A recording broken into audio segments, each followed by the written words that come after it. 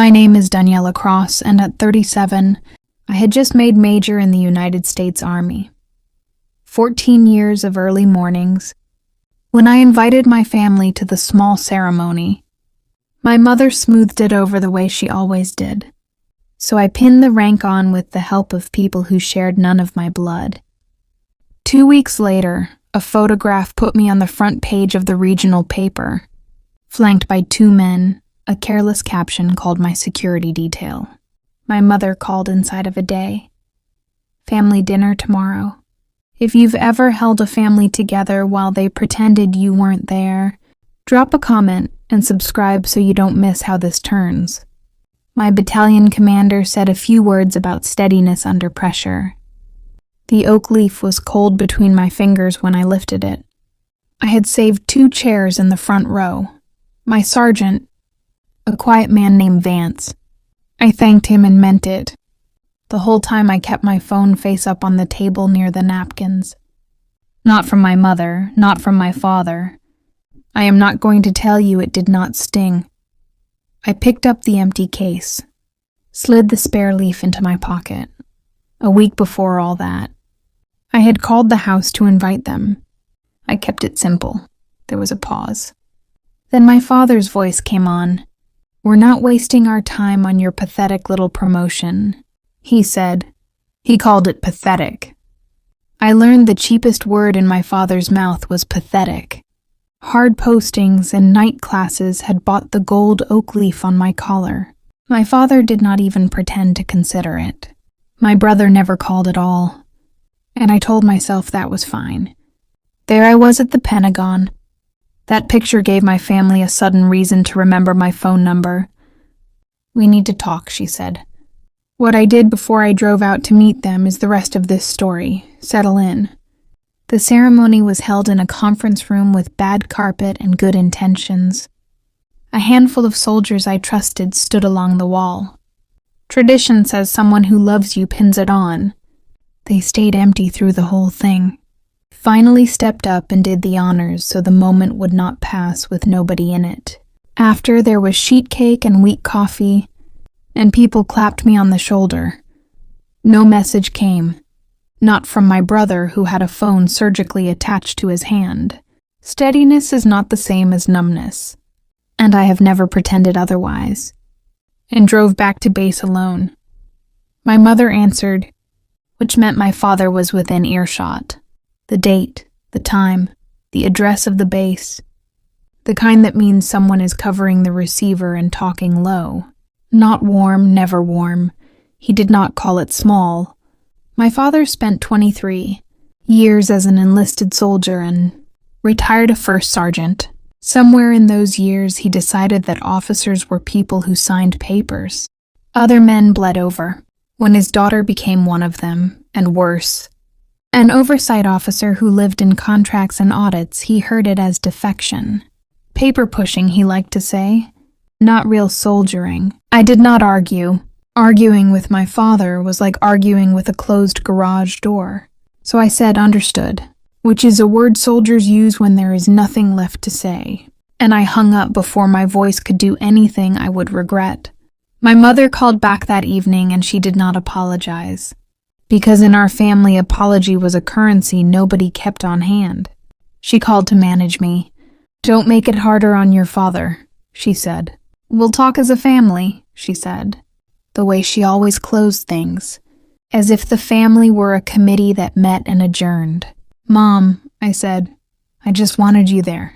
There was a silence on her end that I have since learned to recognize as the sound of a woman choosing the peace over her own daughter. My brother Marcus is 3 years younger than me and was, in my father's accounting, the family's real investment. While I was the daughter who signed papers, Marcus was the son who made real money. He worked as a liaison for a subcontractor that fed into defense work, the kind of job where the title is vague and the parking lot is full of trucks that cost more than the building. My father loved to talk about Marcus's deals. He did not understand them and did not need to. The numbers were big and the trucks were new, and that was a language he respected. I told myself it did not matter. But I had started to notice things. The way you notice a draft before you find the open window. Marcus's house had gotten bigger. His vacations had gotten longer. The watch on his wrist at Thanksgiving was the kind I priced once by accident in an airport and then put down fast. A liaison salary is a good salary. It is not that salary. I never said anything. It was not my business.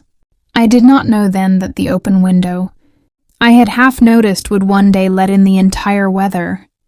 People who hear this story always ask the same thing. Why did you keep showing up? The honest answer is not the flattering one. I had cast myself very young as the one who held the line.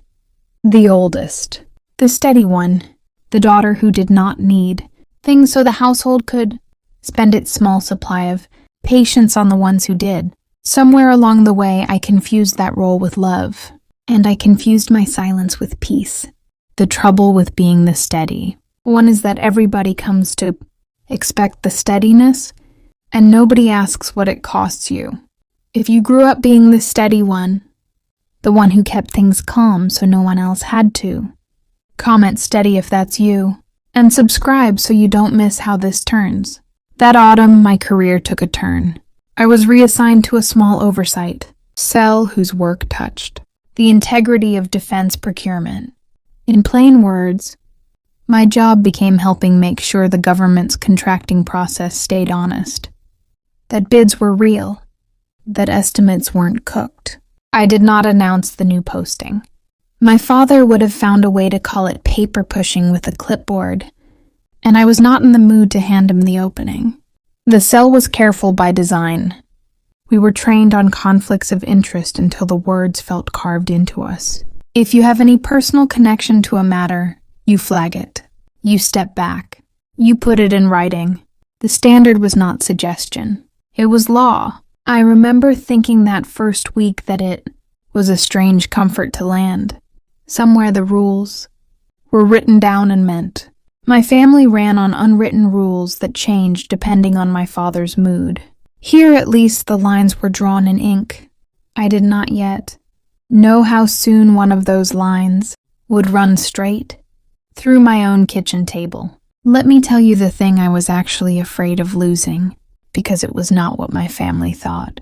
They believed I was hungry for their approval, that if they withheld it long enough, I would do anything to earn it back. They were wrong, and that wrongness would cost them. What I was afraid of losing was the one thing I had built entirely on my own, not the rank. Rank can be pinned on and taken off. What I was afraid of losing was my own word. The ability to stand in a room and have my yes mean yes. I had grown up watching adults bend the truth to keep a man happy, and I had decided somewhere around the age of 12 that I would not live that way. That decision was the spine of me. It was the part my father called difficult and my counselor more kindly called integrity. I thought of it as load-bearing. Take it out and the whole structure of me would come down. My phone buzzed on the nightstand early, before the alarm. My mother's name lit up the screen at 6 a.m, a time she reserved for emergencies and bad news. It turned out the change was a photograph.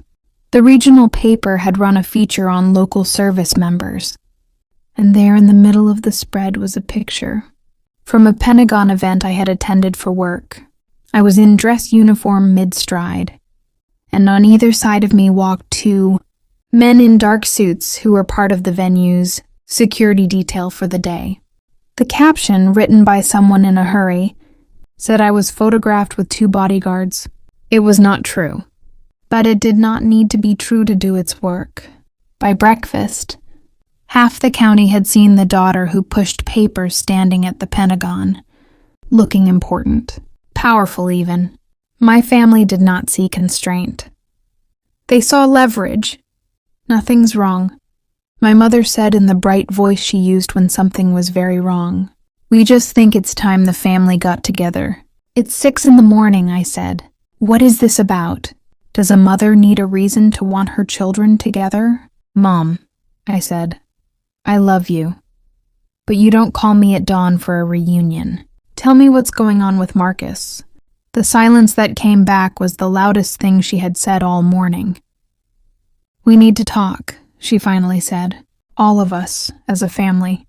Come out Saturday. Your father wants you there. Your father wants you there." In 37 years, I am not sure he had ever once wanted me there. That alone told me how bad it was. The campaign started before I had even finished my coffee. My father texted me, which he did roughly never. "Morning, sweetheart," it said. Sweetheart. I read it 3 times to be sure my eyes were working. My father called me by my name when he was pleased, and by nothing at all when he was not. Sweetheart was a word he saved for waitresses and people he wanted something from. Then my sister-in-law Holly joined in. She sent a photo of my nephew, 6 years old and gap-toothed, holding a drawing he had made. "He's been asking when Aunt Danny is coming," she wrote. Children are not props, even when the adults around them try to use them as such. But I noticed the timing. Months of silence. And now suddenly my dawn was full of warmth from people who had skipped my biggest day. When the people who have ignored you for years all reach for you in the same 48 hours. The kind thing to assume is coincidence. The wise thing to assume is choreography. The answer found me at work before my family handed it over. And it found me in the worst possible way. I was not investigating anything to do with my brother. I want to be clear about that. But oversight work means names cross your desk. Company names, contract numbers, the dull paperwork of who is buying what from whom. And one afternoon, a name went by that I recognized. It was the prime contractor that sat above the subcontractor where Marcus worked. And Marcus's small firm did almost all of its business with that one company, a dependency he had bragged about at more than one holiday dinner. The file was not mine to open. It carried markings that told me it belonged to an active matter, the kind worked by people with badges and very specific authority. I did the only correct thing. I did not open it. I did not read past what was already in front of me. I noted the date and the fact of it, closed the folder, and felt the floor tilt a few degrees under my chair. I thought about the bigger house, the longer vacations, the watch I had priced once and put down fast. I thought about my mother's dawn phone call and my father's sudden sweetheart, and the gap-toothed photo of my nephew deployed like a chess piece. I did not know the details. I would make sure I never learned them improperly.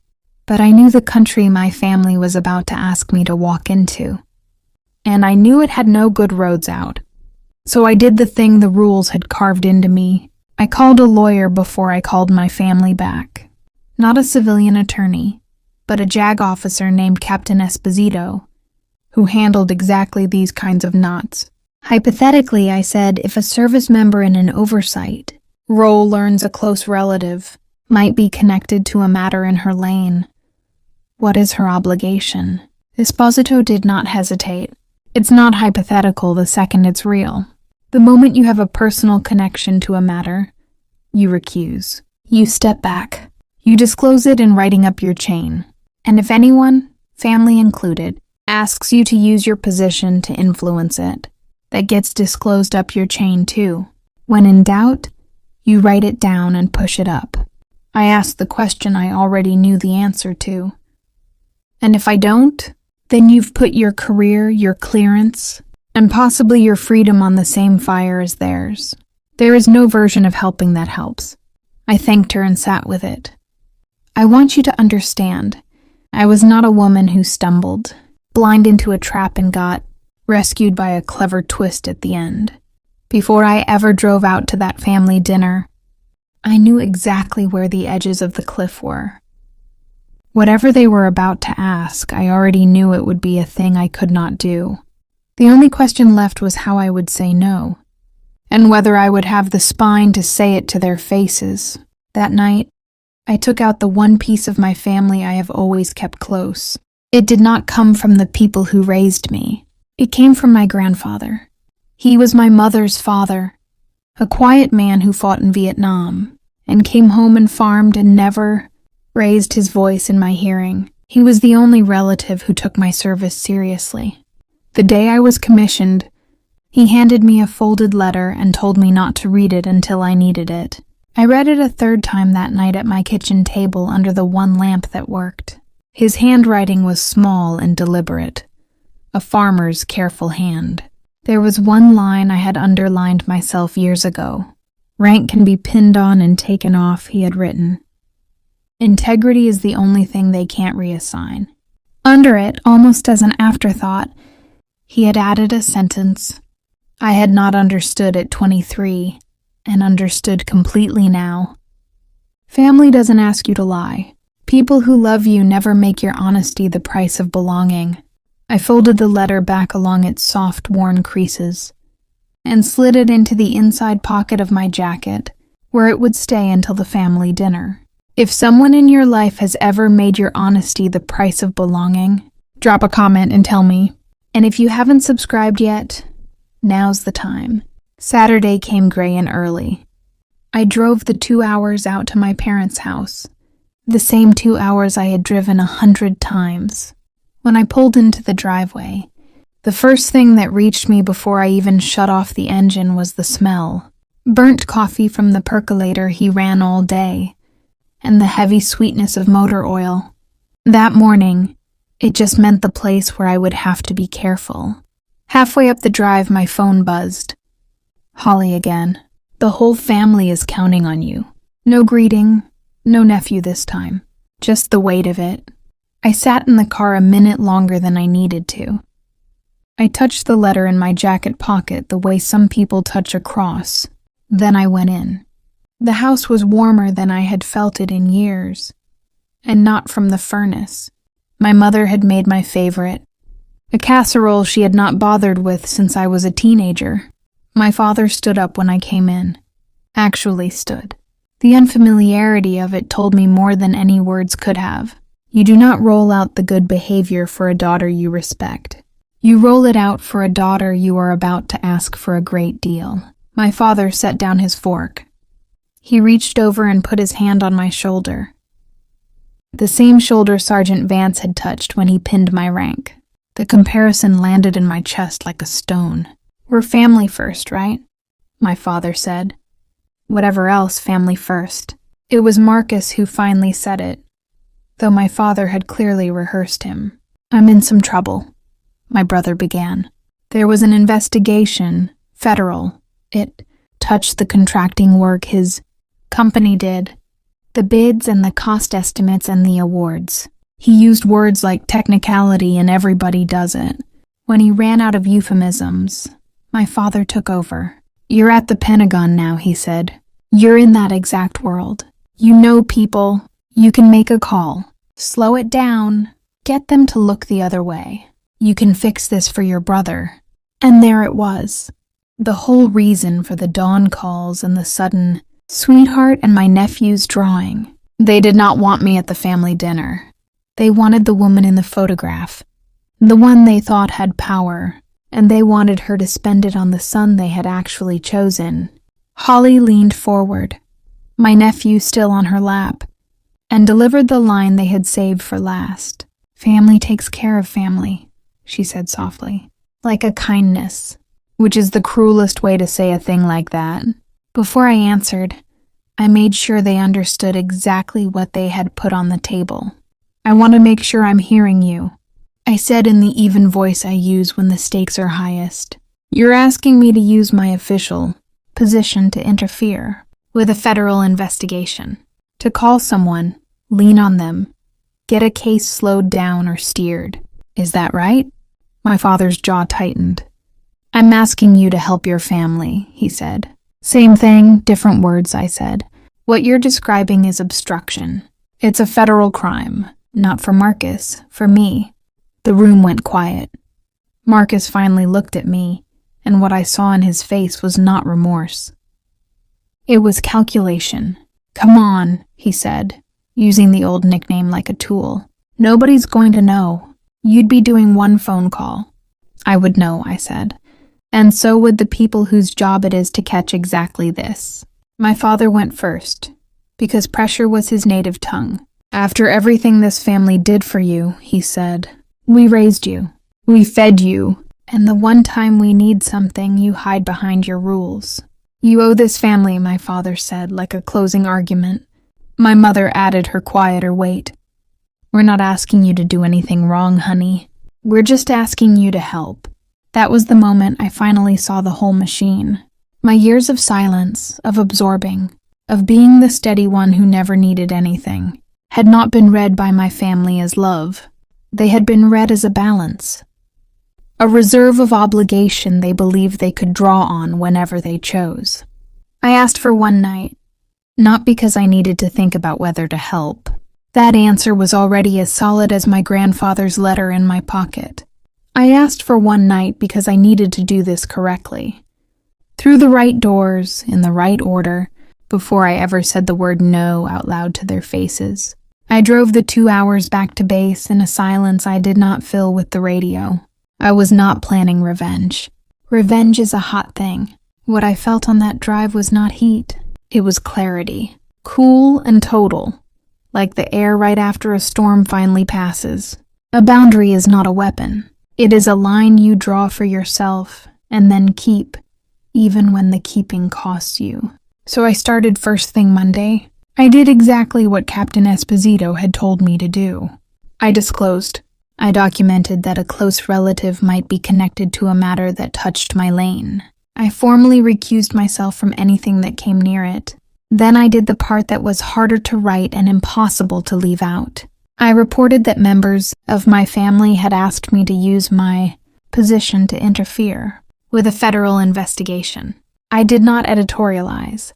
I wrote the facts, the date, the request, the words slow it down and make a call. And I signed it. I want to be careful here. I did not turn my brother in. I did not have the power to indict him, and I did not want it. Marcus's case belonged to investigators who had been working it long before. I knew it existed. What I turned in was not my brother. It was the attempt to corrupt me. There is a difference, and the difference is everything. For a few days, the strangest thing happened. My family thought I had said yes. I had asked for a night to think, and to them, a night to think meant a night to come around.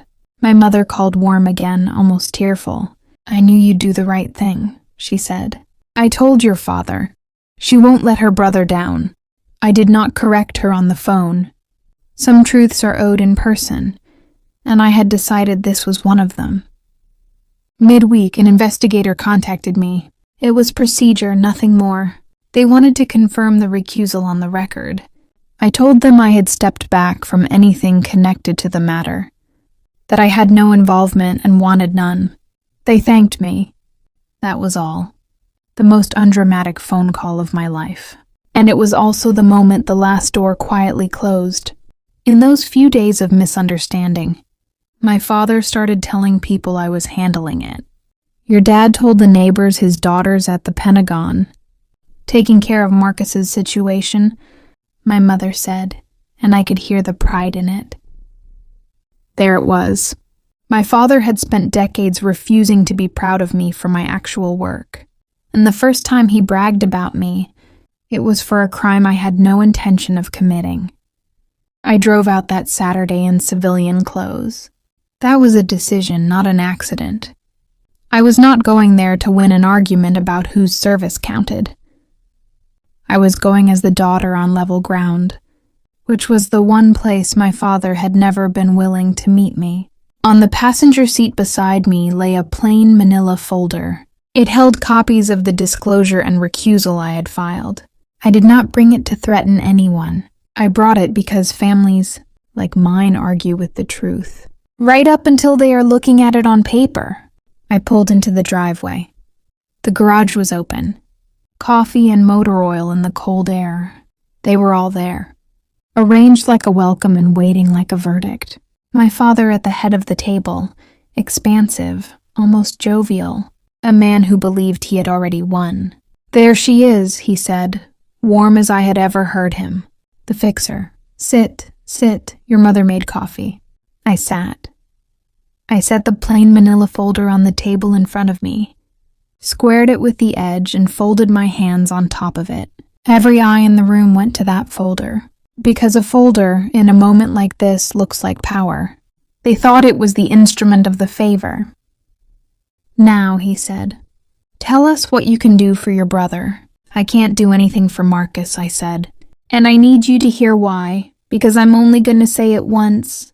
The warmth drained from my father's face by degrees, like water leaving a sink. The day after I left here, I did what the law required me to do. I disclosed that a relative of mine might be connected to a matter near my work. I formally recused myself, which means I've stepped completely away from anything that touches Marcus's case. I will never see it, never touch it, never know a single fact about it that I'm not supposed to. I rested my hand flat on the folder, and I reported that this family asked me to interfere with a federal investigation. I wrote down what was said in this house, not to hurt anyone, because I'm required to, and because I won't lie, not even by silence. There was no phone call to make, no door left to open, no favor I was negotiating the price of. I had already shut every door days ago, through the proper channels, before I ever drove out. "An investigation isn't a verdict," I said, gentler now, because the next part was true, and they needed it to be true. If Marcus did nothing wrong, the process will show that. That's what the process is for. But if he did, no call from me changes it. It only ends my career in the same fire as his. And I'm not getting in that fire. Not for a favor. Not even for family. I slid the folder an inch toward the center of the table. That's already done. It can't be undone. So there's nothing to decide. I just wanted to tell you in person. Then I stopped talking and let the silence do the rest. My father stood so fast his chair scraped back and hit the wall. "You did what?" "You wrote us up. Your own family. After everything, he called me a traitor. He called me cold. He said I had always thought I was better than them." Marcus went pale, then loud. "You ruined me. You understand that? You just handed them everything." I had not, of course. I had touched nothing of his case. But a drowning man blames the shore. My mother put her hands over her mouth and said my name like a wound. And Holly, who had saved her ammunition for exactly this, pulled my nephew tight against her and aimed him at me like the last shell in the chamber. "Is this what you want?" she said, her voice breaking on cue. "You want him to grow up without a father. You could stop this, and you're choosing not to. Look at him. Look at him and tell him." I looked at him. He was sick and frightened by the noise, and he did not understand any of it. He deserved better than to be used this way by every adult in that room, including the ones who claim to love him most. "Family doesn't ask you to break the law to save them," I said. "That's not love. That's a setup. And I won't teach him that it works." Then I stood and I picked up my coat, and not one of them could stop me, because there was nothing left to take. My father made one last attempt to put me back in my old chair. "Sit down," he said. "We're not done." I stopped at the edge of the room, coat in hand, and turned to face him. And I gave him the only thing I had left to give, the truth, returned to him in the same coin he had paid me. "Do you remember," I said, "what you told me when I asked you to come to my ceremony? You said you wouldn't waste your time on my pathetic little promotion." I let it sit there a moment. That word, pathetic. The one that had cost me so much sleep. I'm not going to waste my integrity covering this, so I think that makes us even. My father had no answer. For the first time in my life, the closed garage door of him had nothing on the other side of it but a man who had run out of room to push. My mother spoke then, quietly, from her chair. "I only ever tried to keep the peace," she said. And I believe she did. I believe she spent 40 years lowering my temperature so the man at the head of the table would not boil. And I believe she told herself that was love. "Mom," I said gently, because she was the one person there I did not enjoy wounding. A peace built on my silence was never peace. It was just my turn to lose, over and over. I touched the letter in my pocket, the folded promise from the one man in my family who had understood me. Then I walked out of that house into the cold and the smell of coffee and motor oil, and I did not look back, and I did not break. If your family has ever made your honesty the price of belonging, I need to hear your story. Drop it in the comments, and share this with someone who needs to hear that integrity is never pathetic.